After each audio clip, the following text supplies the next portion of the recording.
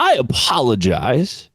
I was not familiar with your game. The West Virginia Mountaineers, 14th in the Big 12 in my preseason power rankings. I had this team going 1-11. Hell, I might now have them at 11-1.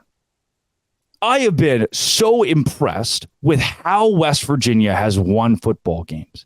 Not the fact that West Virginia is winning football games, but how this team has been doing it at this point. Because it's this script of, it reminds me of Winfield Scott. Let me get a little history lesson here.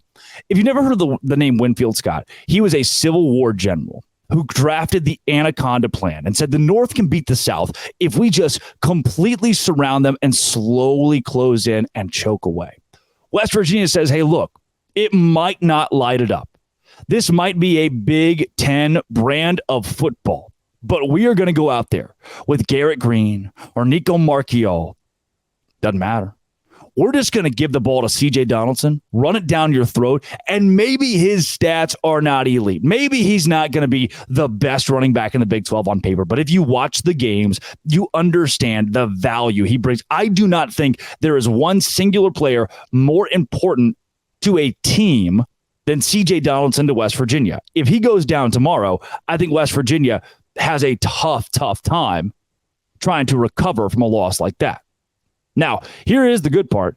Behind C.J. Donaldson, there's Jalen Anderson. He's not bad at all. Garrett Green, Nico Marchiol have both done running enough. And while none of the stats offensively are going to blow you away, you're not going to look at West Virginia and go, oh my gosh, this team's offense is going to scare anybody in the country. You will look at their defense and say, oh no, they're good. One guy who I think is not getting enough credit in this entire thing is Sean Martin on the defensive line. That's the one guy that I've watched, and some West Virginia fans are probably like, who? I hope you're not saying that. If you are saying that, you got to re-up on your West Virginia stuff. As I was watching a lot more West Virginia prepping for today's show, I was like, who is this guy? Because I didn't have him on my radar preseason, and now I've enjoyed watching Sean Martin play. That's a deep track for you, maybe. Maybe you're like, oh, wow, I didn't even know if I enjoyed watching Sean Martin play. Right? He might not blow you away, but at 6'5", 300 pounds. I just like watching the kid play. So there's a new favorite. C.J. Donaldson and Sean Martin are my two favorite guys on the West Virginia team. It is the ability to play defense. This squad holding Texas Tech to 13 points last week and honestly putting that offense in a blender. The same Texas Tech offense that had a lot of success against Oregon. Then against Pitt, 17-6. 6 points, the Pitt Panthers, in a rivalry matchup. All they could muster against West Virginia.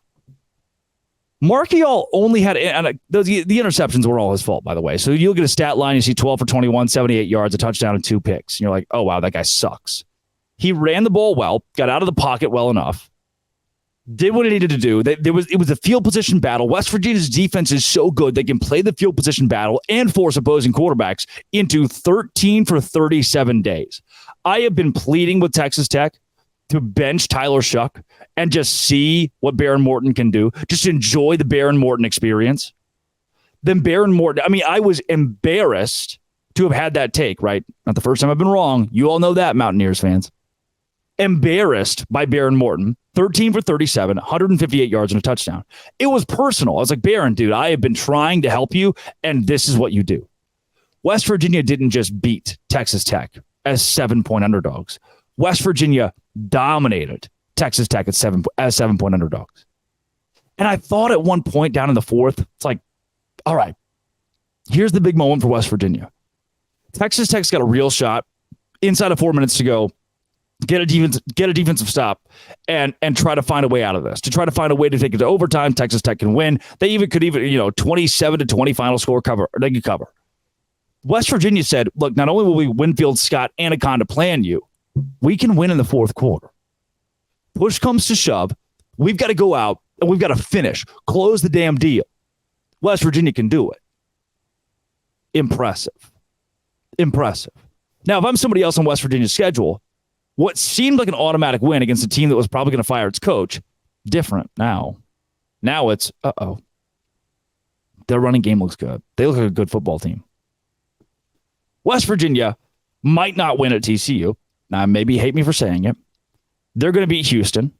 They'll beat Oklahoma State. Right now, they're going to beat BYU. I give them a fair shake to beat UCF with that defense that West Virginia has. At Oklahoma, they did it last year. Cincinnati at home, yeah, that's a win. Baylor on the road, for sure. With the way West Virginia plays, barring injury, this is a 9-win. And maybe I have set the bar too high now, but based on what I've seen, and I did some deep dive film study on the squad, this is a 9-win West Virginia team. Anything less than 9, with the caliber this team has shown, offensive line, experienced defense, would surprise me at this point. That's the way the Big 12 is. There's not another team that can play that level of defense with an offense that wins the field position battle, that utilizes the field position battle. West Virginia only needs 20 points. And they might only give you 20 points. But wow, that defense. 9 games, West Virginia. That's the new goal.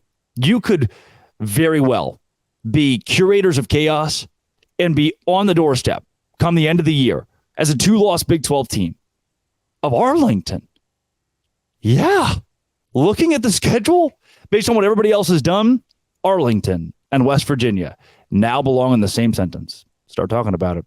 Here on I'm sorry. That's just me saying I'm sorry. I apologize. This has been Locked On Big 12, part of the Locked On Podcast Network. Thank you for making it your first listen every single day. Come back tomorrow where we'll do more Big 12 stuff on Locked On. Thanks for making it your first listen every single day, I guess. Dose grande.